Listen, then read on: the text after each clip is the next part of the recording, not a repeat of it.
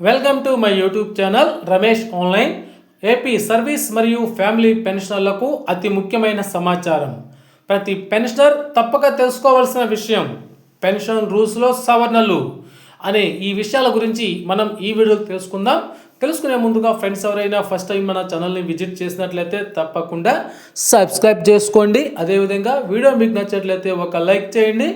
ఇక విషయానికి వచ్చినట్లయితే ఇక్కడ స్కీమ్ మీద మనం చూస్తూ ఉన్నాం. Government of Andhra Pradesh financial department of pensions department అని ఇక్కడ చూస్తూ ఉన్నాం. వాళ్ళు ఒక మెమోని కూడా అక్కడ విడుదల చేయడం జరిగింది. ఈ మెమో ఫిబ్రవరి 4, 2026 అయితే విడుదల చేయడం జరిగింది. ఇప్పుడు ఈ మెమోలో ఉన్నటువంటి సారాంశాన్ని గురించి మనం ఇప్పుడు తెలుసుకుందాం.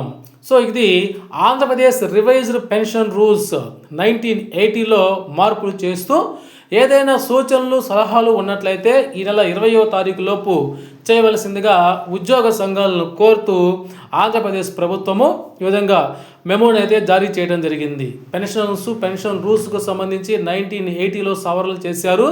ఇప్పుడు వాటికి మార్పులు చేస్తూ ఏవైనా కనుక సూచనలు ఉన్నట్లయితే ఉద్యోగులు పెన్షన్ల దగ్గర నుంచి వాటికి సంబంధించినటువంటి సలహాలు సూచనలు ఇవ్వాల్సిందిగా, అది కూడా ఈ నెల 20వ తారీఖు లోపుగా ఉంటే తెలియజేయాలని ఆంధ్రప్రదేశ్ ప్రభుత్వం అయితే ఒక మెమోని జారీ చేయడం జరిగింది. కాబట్టి ఉద్యోగులు మరియు పెన్షన్లు తమ సూచనలు సలహాలు మన సంఘ నాయకులకు తెలియజేసి ఏమైనా మార్పులు చేర్పులు ఉన్నట్లయితే వాటిని చేర్పించుకుందాం. ఇక మరొక సమాచారాన్ని చూస్తూ ఉన్నాం. పింఛన్దారులకు ముఖ్య విజ్ఞప్తి. చాలామంది పెన్షనర్లు తమకు గ్రాట్యుటీ 12 లక్షల రూపాయలు వస్తుందా లేకపోతే 16 లక్షల రూపాయలు వస్తుందా అనే అంశంపై చాలా అనుమానాలు ఉన్నాయి. ఇప్పుడు వాటి గురించినటువంటి చిన్న క్లారిటీ తెలుసుకుందాం. ప్రభుత్వ ఉత్తర్వులు నెంబర్ 02 తేదీ జనవరి 17, 2022న పారా 11.2 ప్రకారము జనవరి 17, 2022 తేదీ నుంచి ఎవరైతే రిటైర్ అవుతారో వారికి మాత్రమే 16 లక్షల రూపాయల గ్రాట్యుటీ వస్తుంది. అంతకుముందు రిటైర్ అయినటువంటి వారికి 12 లక్షల రూపాయలు మాత్రమే గ్రాట్యుటీ వస్తుంది. అయితే ఇక్కడ ఒక విషయం గమనించాలి. అప్పటికే ఆనాటి ప్రభుత్వము 2 ఇయర్స్ సర్వీస్ను పొడిగించింది. అంటే 50 నుంచి 60 సంవత్సరాలకు పొడిగించింది.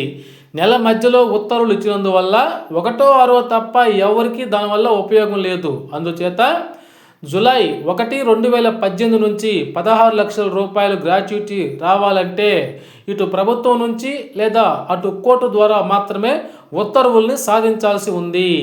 కాబట్టి 2022 జనవరి తర్వాత ఎవరైతే రిటైర్ అవుతారో వారికి మాత్రమే 16 లక్షల రూపాయల గ్రాట్యుటీ వస్తుంది.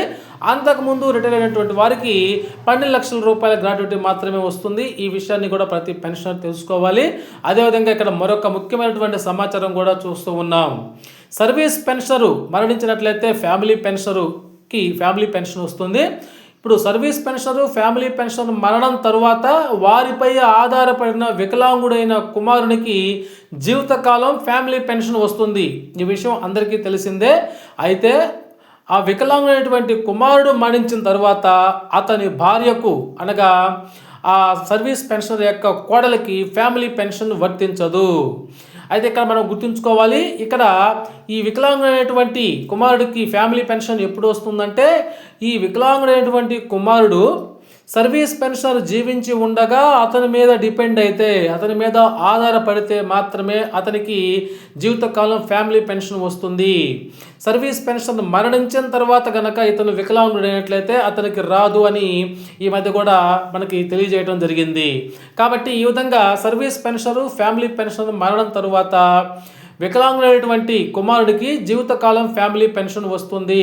ఆ తర్వాత అతని భార్యకి ఫ్యామిలీ పెన్షన్ రాదు. అంటే ఫ్యామిలీ పెన్షన్ అనేటువంటిది అర్హత గల అసలు ప్రభుత్వ ఉద్యోగి కుటుంబ సభ్యులకు మాత్రమే వస్తుంది. అనగా సర్వీస్ పెన్షన్ యొక్క వారసులకు మాత్రమే వస్తుంది ఫ్యామిలీ పెన్షను. అంతేగాని ఆ వారసులకు కాదు అనే విషయాన్ని గుర్తుంచుకోవాలి. ఓకే ఫ్రెండ్స్, ఇది ఈనాటి సమాచారం. ఇలాంటి ఈ ముఖ్యమైనటువంటి సమాచారాలు మన ఛానల్లో తెలియజేస్తూ ఉంటాం. ఎవరికైనా అవసరమైనట్లయితే వెంటనే మన ఛానల్ని సబ్స్క్రైబ్ చేసుకోండి. వీడియో మీకు నచ్చినట్లయితే ఒక లైక్ చేయండి.